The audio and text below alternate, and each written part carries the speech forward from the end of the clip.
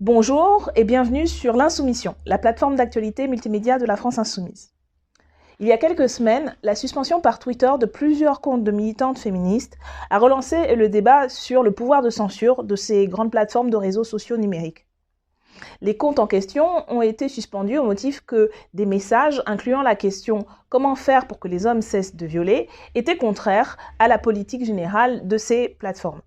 Mais ce n'est pas la première fois qu'une telle censure a lieu. À de nombreuses reprises, des comptes de militants et militantes LGBTI qui utilisaient le terme PD ou Gwyn comme un terme d'autodésignation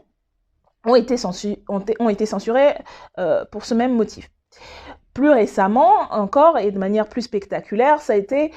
on va dire, à l'opposé du spectre politique, le compte de Donald Trump, alors président des États-Unis, à quelques semaines en fait de la passation de pouvoir, vous vous en rappelez certainement, a vu son compte censuré sur plusieurs plateformes de réseaux sociaux au motif que les discours qu'il portait incitaient à la violence et avaient participé notamment à légitimer les attaques contre le Capitole des États-Unis. Bref, tout un débat a eu lieu à ce moment-là et c'est vrai que dans les discussions, il y a souvent eu des arguments au motif que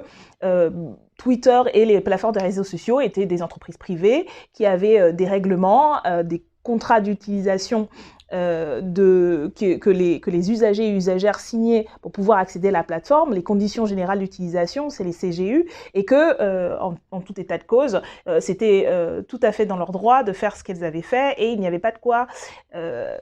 réagir ou critiquer. Cela s'appliquant aussi bien au président de la première puissance mondiale qu'à des militants ou à des individus lambda. Il y a plusieurs problèmes dans cette argumentation qui a été abondamment utilisée dans le cas de Donald Trump, souvent aussi par des personnes qui se sont retrouvées un peu en contradiction quand elles ont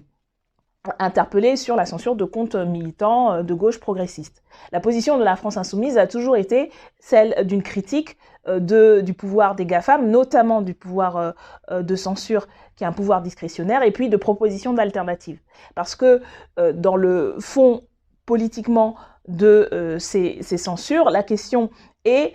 est-ce que ce sont les GAFAM, est-ce que ce sont des entreprises privées qui peuvent en fait déterminer les limites de la liberté d'expression? Nous pensons que non, nous pensons que c'est à la justice de le faire et qu'il faut leur donner tout à fait tous les moyens pour cela et pour sanctionner quand la loi est violée par qui que ce soit, des citoyens comme des responsables politiques. Or, ce qui se passe aujourd'hui et ce qui s'était passé notamment lors des débats de la loi Avia, la fameuse loi qui était censée lutter contre l'incitation à la haine sur les réseaux sociaux, c'est que en fait, plus de pouvoir est donné aux GAFAM. En tout cas, c'était l'intention de cette loi qui a été largement censurée par le Conseil constitutionnel au motif en fait que ça restreignait la liberté d'expression. Et donc cela doit s'appliquer pour tout le monde. Et donc, notre critique, elle est aussi bien valable quand il s'agit de Donald Trump que quand il s'agit de militantes féministes. On peut être en accord ou en désaccord avec ces personnes, mais leur expression ne doit pas être censurée par des intérêts privés. S'il doit l'être, elle doit l'être par la justice. Et le motif d'être une entreprise privée qui fait signer des conditions générales d'utilisation n'est pas suffisant parce que les entreprises privées aussi doivent respecter la loi, doivent garantir des droits et des libertés fondamentales et en aucun cas ne peut faire de son propre chef la loi à la place de la loi, ni discriminer, ni remettre en cause la liberté d'expression. Et donc, plus généralement, à la France Insoumise, nous pensons que le pouvoir, le monopole qu'ont aujourd'hui les GAFAM, les grandes plateformes du numérique, Google, Apple, Facebook, Microsoft, Amazon, est beaucoup trop démesuré et que ce pouvoir doit faire l'objet d'une plus forte régulation avec des outils qui permettraient aussi de déconstruire le modèle économique de ces plateformes-là qui, pour ce qui est notamment des réseaux sociaux, sont énormément construits en fait sur la captation de l'attention et donc la viralité de contenu pour créer du rejet, de l'adhésion, mais en tout cas pour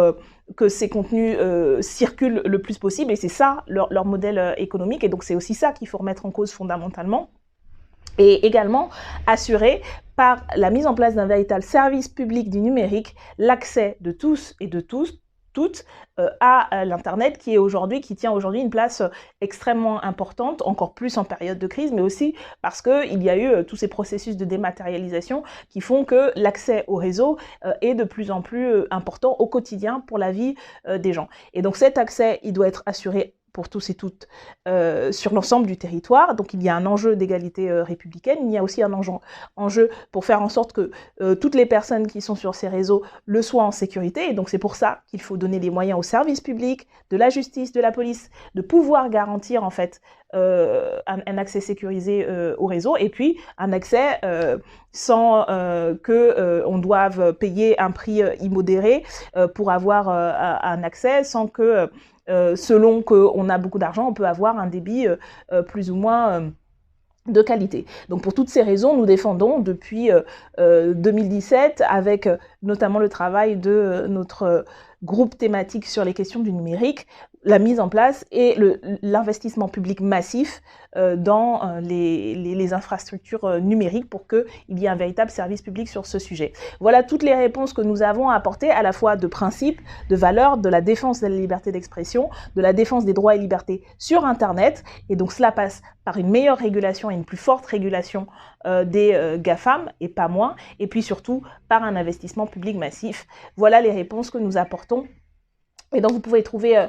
tous les développements dans le programme de la France Insoumise, que nous remettons d'ailleurs en débat avec la campagne de Jean-Luc Mélenchon pour 2022